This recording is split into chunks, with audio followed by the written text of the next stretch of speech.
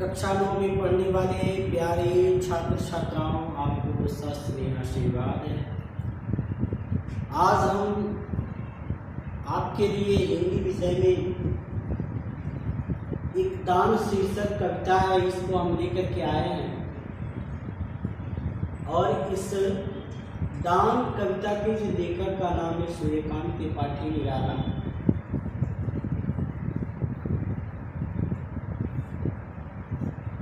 इन्हें केवल निराला के नाम से भी जाना जाता है।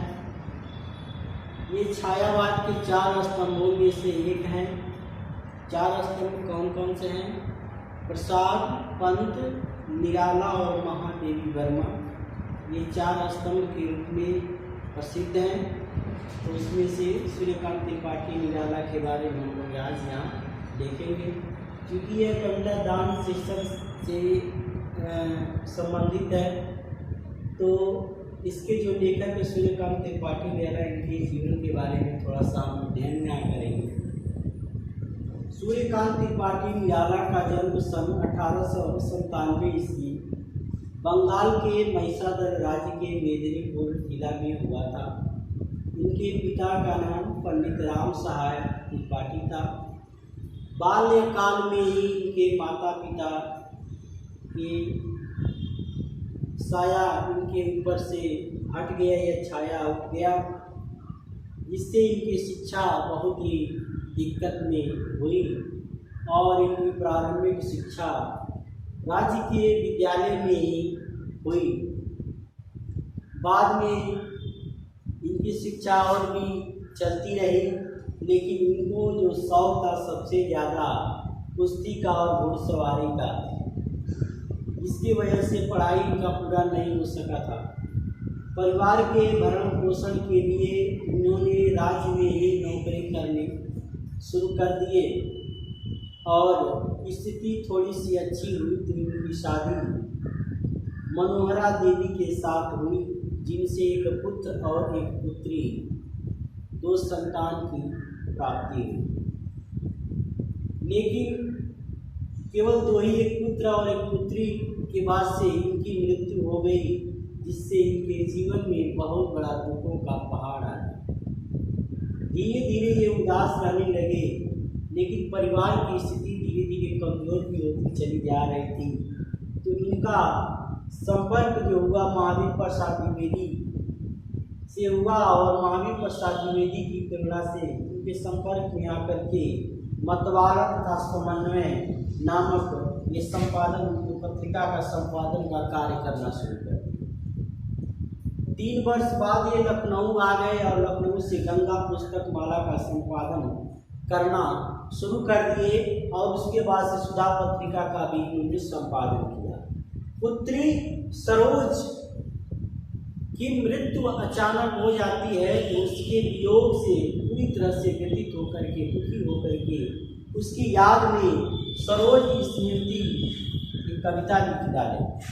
और इस प्रकार हिंदी साहित्य में सेवा करते करते इनकी मृत्यु 1961 ईस्वी में हो गई। इनकी प्रमुख रचनाएं कौन कौन सी हैं यहाँ देख लीजिए।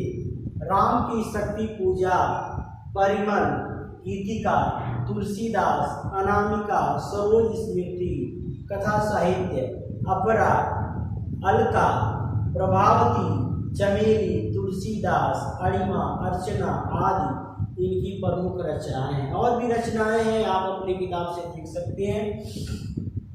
इनकी जो भाषा है परिमार्जित खड़ी बोली है, तत्सम शब्दावली का प्रयोग हुआ है, विदेशी भाषाओं का भी, विदेशी शब्दों का भी इन्होंने प्रयोग किया है। शैली सरल सुबोध शैली है, सहजता है, ये सब इनकी भाषा की विशेषताएं हैं। तो अक्सर इनके जीवन परिचय को पूछा जाता है। इनके जीवन परिचय आप लोग यहाँ से देख लेंगे और अपनी किताब से एक बार पढ़ करके नोट्स बना लीजिएगा। तो चलिए हम शुरू करते हैं। दान। अच्छा, दान होता क्या है? दान होता यह है कि दूसरे के कल्याण के लिए, दूसरे की भलाई के लिए कुछ दूसरे को दे देना ही दान है। दान ऐसे व्यक्ति को देना चाहिए जो उसकी आवश्यकता को समझता हो, ऐसा नहीं है कि भर पेट भोजन करने वाले को आप दान देंगे तो खुश होगा, बिल्कुल खुश नहीं होगा। लेकिन जब किसी को भूख लगी है तो उससे जब आवाज़ होगा कि हमें भूख चाहिए, मेरे पास कपड़े नहीं है, मेरे पास रहने के मकान नहीं है, मेरे पास भोजन करने के लिए अन्न नहीं है, तो खोजता है कि मुझे कहाँ से कपड़े मिल जाए, कहाँ से अन्न मिल जाए, कहाँ से रहने का आवास मिल जाए। तो दान ऐसे व्यक्ति को देना चाहिए जो उसके लायक। तो चलिए हम शुरू करते हैं पद्यांश। एक पद्यांश को आज बता देते हैं, दूसरे वाले वीडियो में 3-4 को लेकर के आ जाए, 2-3-4 को ले जाए। निकला पहिला अरविंद आज देखता अनित्य रहस्य साज, सौरभ वसना समीर बहती कानों में प्राणों की कहती, गोमती छीन कटी नटी नवल नृत्य पर मधुर आवेश चपल। यहाँ इसको देखते हैं, निकला पहिला अरविंद आज। इस पद्यांश में निराला जी ने पौष मास की प्रातः कालीन प्राकृतिक सुंदरता का चित्रण किया है। कवि को प्रकृति की यह सुंदरता रहस्य से परिपूर्ण लगती है, इसलिए यहाँ पर कवि ने इसका वर्णन किया है। निकला पहिला अरविंद आज। निराला जी कहते हैं कि प्रकृति के रहस्यमय और सुंदर श्रृंगार को देखने के लिए पहला कमल उपवन में आज खिल गया है। देखते अनित्य रहस्य साज, अनित्य का मतलब होता है सुंदर। यह रहस्यमय सुंदर दृश्य आज सजा करके निकला हुआ है। सौरभ वसना समीर बहती, सौरभ वसना सुगंधित वस्त्र धारण किए हुए हवा बहती है, कानों में प्राणों की कहती, और ऐसा लगता है कि हमारे कानों में आकर के कुछ बात को कहती है। ठीक है। गोमती छीण कटी नटी नवल, गोमती वहाँ क्या है, गोमती नदी के किनारे की बात यहाँ पर प्रफुल्लित करने वाले दृश्य जो सामने आते हैं, यहाँ पर बताया है कि उसी के पास में एक गोमती नदी, कहीं कहीं पर पानी कम है, ऐसा कहीं कहीं पाते हुए नजर आ रही है। उसे देखकर ऐसा प्रतीत होता है कि मानो पतली कमर वाली नौ यौवन नृत्य पर मधुर आवेश चपल, नौ यौवन वाली नौ यौवन से भरी कोई नर्तकी चंचलता एवं उत्साह के साथ नृत्य कर रही है, ऐसा दृश्य उस गोमती नदी का दिखा है। एक तो कमल खिला हुआ है, दूसरे बगल में गोमती नदी बह रही है। तो गोमती नदी के बहने का एक युवती, नौ युवती नृत्य करने वाली, पतली कमर वाली, नौ यौवन से भरपूर नर्तकी के नृत्य करने से तुलना किया गया। ठीक है। दूसरा देख लीजिए, मैं प्रातः पर्यटनार्थ चला, लौटा आप पुल पर खड़ा हुआ, सोचा विश्व का नियम निश्चल, जो जैसा उसको वैसा फल देती या प्रकृति स्वयं सदया, सोचने को न रहा कुछ नया, सौंदर्य गीत बहुवर्ण गंध, भाषा भावों के छंद बंद, और भी उच्चतर जो विलास प्राकृतिक दान, वे सब प्रयास या अनायास आते हैं सब में है श्रेष्ठ, धन्य मानो। यहाँ तक देख लीजिए, इसके बाद से देखिएगा। इस पद्यांश में कवि ने प्रातः कालीन भ्रमण करते हुए प्रकृति के विविध साधनों को देखा और तुलनात्मक रूप से मनुष्य को ईश्वर की सर्वश्रेष्ठ रचना बताया है।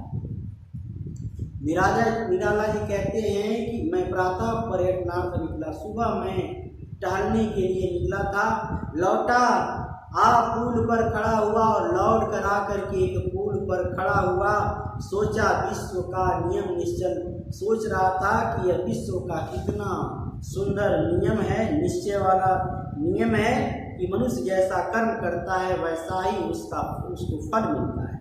देती या प्रकृति स्वयं सदया, और जैसे वो कर्म करता है प्रकृति उसको वैसा फल सदया स्वतः ही वो उसे फल दे देती है। सोचने को न रहा कुछ नया, सोचने को कुछ नया नहीं था, क्योंकि इतना पीढ़ी में अटका हुआ था, जो जैसा कर्म करता है वैसा उसको फल मिल ही जाता है। सौंदर्य गीत बहुवर्ण गंध, और देखिए इस संसार में अनेक सुंदर चीजें हैं जो एक से बढ़कर एक है। प्रकृति ने मानव को सुंदर गीत, सुंदर शब्द, सुंदर विचार, सुंदर भाव, सुंदर छंद आदि मन को मोहने वाले उपहार दिए। प्रकृति और भी उच्चतर जो विलास, इससे भी ज़्यादा विलासपूर्ण जीवन व्यतीत करने के लिए बहुत सारे उपहार को दिया है। और भी उच्चतर जो विलास प्रकृति दान में स्वप्रयास, प्रकृति ने उसे स्वतः ही उसे दान के रूप में दे दिया है। यह सब प्रकृति के दान के फलस्वरूप ही हमें प्राप्त हुए हैं। यह अनायास आते हैं, सब में है सृष्ट धन्य मानव, और यह अनायास ही सबको मिल जाते हैं कि सभी दानों में मनुष्य का जो दान प्रकृति ने दिया है सबसे श्रेष्ठ मानव के रूप में हमें दान दिया है। अर्थात सर्वश्रेष्ठ उपहार हो, कवि ने मनुष्य को ईश्वर की सर्वश्रेष्ठ रचना माना है। ठीक है ना। भाषा संस्कृत निष्ठ कड़ी बोली है, शैली वर्णात्मक है, प्रसाद गुण है, शांत रस है, चौपाई प्रत्येक चरण में 16-16 मात्राओं का संयोग हुआ है, इससे मात्रिक छंद है, अविदा शब्द शक्ति है। इस प्रकार से इसका अर्थ आप लोग लिखेंगे, व्याख्या लिखेंगे और बढ़िया सीख जीवन को अच्छे सूर्यकांति पाठी में अदा का तैयार करेंगे। धन्यवाद। कल हम दूसरा वीडियो